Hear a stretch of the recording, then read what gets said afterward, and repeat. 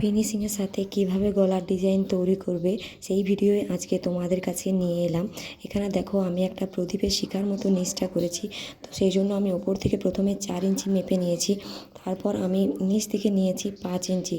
আমি তোমাদের ফিতের মাপে দেখিয়ে দেবো। আমি নিচ থেকে নিয়েছি 5 ইঞ্চি। তারপর বাকি অংশটা যে বাকি রইলো সেই অংশটাতে আমি একটা প্রদীপের মতো ডিজাইন দিয়েছি। এখানে যে কোণাগুলো আছে, কোণাগুলো আমি কিভাবে করেছি সেটাই আমি তোমাদের সাথে দেখাবো। তো চলো আমি এখন মেন পার্টের উপরে পিন আপ করে প্রথমে বসিয়ে নিই। তারপর ধারে ধারে সেলাই চালাতে হবে। এখানে কোয়ার্টারে সেলাই চালাতে হবে এবং কোয়ার্টারে সেলাই চালানোর পরে বাকিটা কাট করে নিতে হবে। যে ধারে ধারে যে কাপড়টা থাকবে, কোয়ার্টার যে কাপড়টা রাখছি মানে হাফ হাফ সুত, যেটা সুতে যে কাপড়টা থাকছে সেটা আমি কাছে করে কাট করে নেব, নইলে ফিনিশিং ভালো আসে না। এটাতে যদি উল্টে নিই তাহলে খুব সুন্দর ফিনিশিং আসবে, কোনো পেঁপে ফুলে থাকবে না।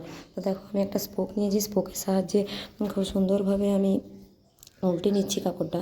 উল্টে নেওয়ার পরে চাপ সেলাই দিলেই খুব সুন্দর একটা ব্যাক পার্টের ডিজাইন চলে আসবে। তো তোমরা দেখতে থাকো আমি কীভাবে করছি। দেখতে পাচ্ছ স্পোকের সাহায্যে কোণাগুলো আগে বার করে নিচ্ছি। দুটো কোণা বার করার পর আমি তোমাদের দেখিয়ে দেবো যে কী সুন্দর ফিনিশিংটা আসছে। তবে অবশ্যই উপরে চাপ সেলাই দিতে একদম ভুলবে না। চলো বন্ধুরা, তোমাদের ভিডিওটা কেমন লাগলো অবশ্যই জানাবে।